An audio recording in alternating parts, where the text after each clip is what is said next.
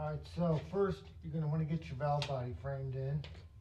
So I'm using some little 1x4 pieces basically here, just for the spacing that I need. I'm going to have 2 up and down, and then I'm going to have 1 across like this, and that way I marked with tape how deep the valve body needs to be, and then it'll go through. This side's going to bolt on to that 1x4. So I'm going to get it cut down, get the pieces cut to size. I'm running out of lumber, so no 1x4s, so I had to dig it's an old 2x4 out of the scrap pile. You can use a scrap, it's not really going to see it. Something's going to see or be seen. And then I still got a long ways to go. I still got a little bit of drywall to install. I guess not too bad. Some LVP that's going to go in that closet where we're at right now doing the plumbing, and then tile for the bathroom floor. There's the toilet, scrap trim, 1 more door to install. Not doing too bad. I needed 2 12s on the 1x4s and then a 20 on the 2x4. So this one I'm going to have to pull some nails out when I'm done here.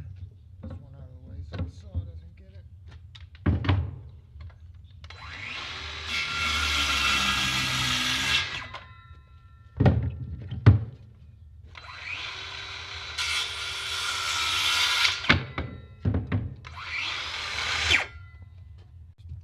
Alright, so you're going to want to mount the valve body on the inside of the board.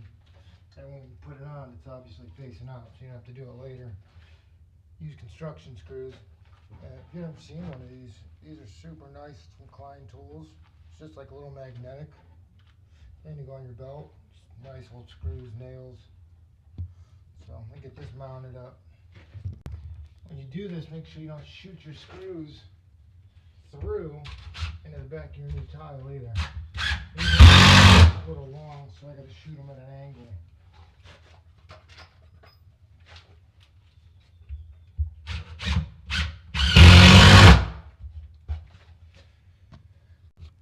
Alright, and that's our mount for that.